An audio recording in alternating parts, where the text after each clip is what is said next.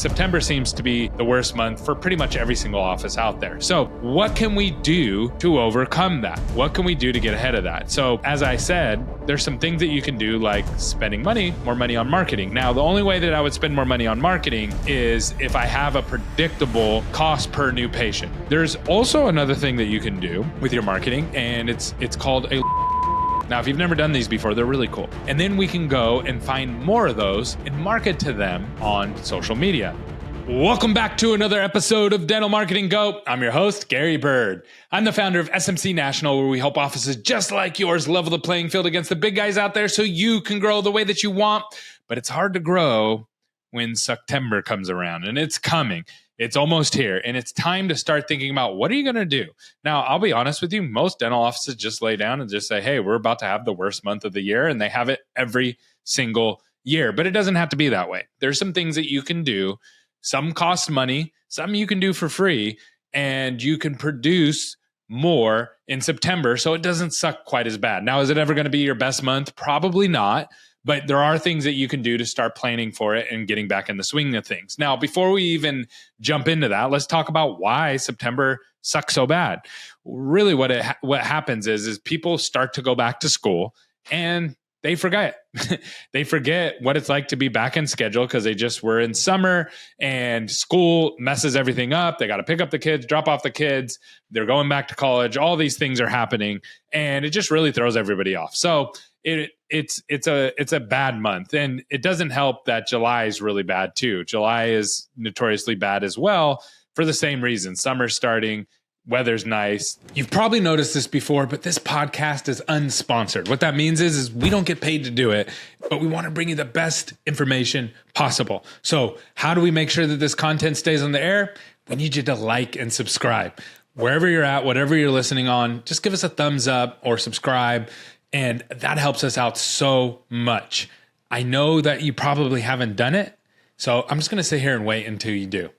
95% of our listeners have not subscribed to our podcast. So go ahead and do it now. Don't make this awkward. All right, good. Back to the show.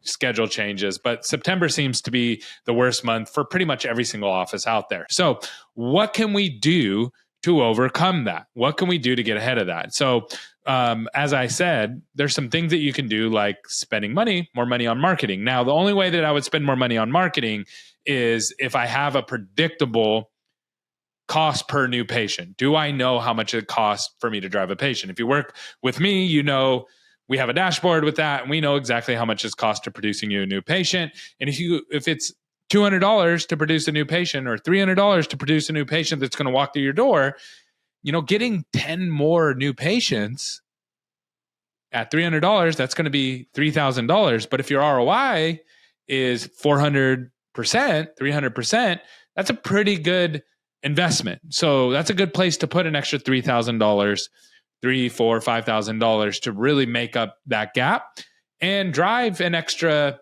$9,000 to $12,000 worth of treatment. That's one approach. And those are patients that you're going to lock into your office long term. There's also another thing that you can do with your marketing, and it's called a lookalike campaign. Now, if you've never done these before, they're really cool. So what we can do is we can actually go into your database and your PMS and pull all the best patients that you've had at your practice over the last year, or 2 years, or 3 years. And then we can go and find more of those and market to them on social media. And you say, well, how does that work? Well, social media is able to actually pull campaigns, lookalike campaigns of similar type people. And then we run ads to those people. So it's income, family size, house size, similar jobs, those kind of things. And it works really, really well. And this is the best time of year to focus on that. The other thing that you can do is at the end of August, or end of July, I should say, and going into August, and some places even into September, depending where you're at in the country, you could start to run back to school ads. And why is that so important? Well, a lot of schools require kids to get a dental checkup. And so this is a great way to market and get a lot of people who need that dental checkup. And you can win the whole family over at that time. The other thing is kids start to go back to college, and college kids need wisdom teeth extraction. So this is another one that you can market externally as well as internally. you can send out emails, you can send out text, and you can say, hey, we're doing wisdom teeth extraction. Get your wisdom teeth taken care of, get them removed, and you can have like a percentage off, things like that. So those all work really well, both for internal as well as external marketing. Now, the one I'm going to share with you right now doesn't cost you a penny. This one is actually free to run, and it's one of the most powerful things that you can run to boost production. And I would recommend that you do this in September. So that's the month that I would pick to run this. So what you do is you go into your database in your PMS, and you find everybody who has any treatment that's unscheduled. So any treatment that hasn't been scheduled onto the books, and you can do it for over a certain dollar amount. So you can go over $3,000, $4,000, $5,000, whatever. You pick the number, right? Depends on your practice.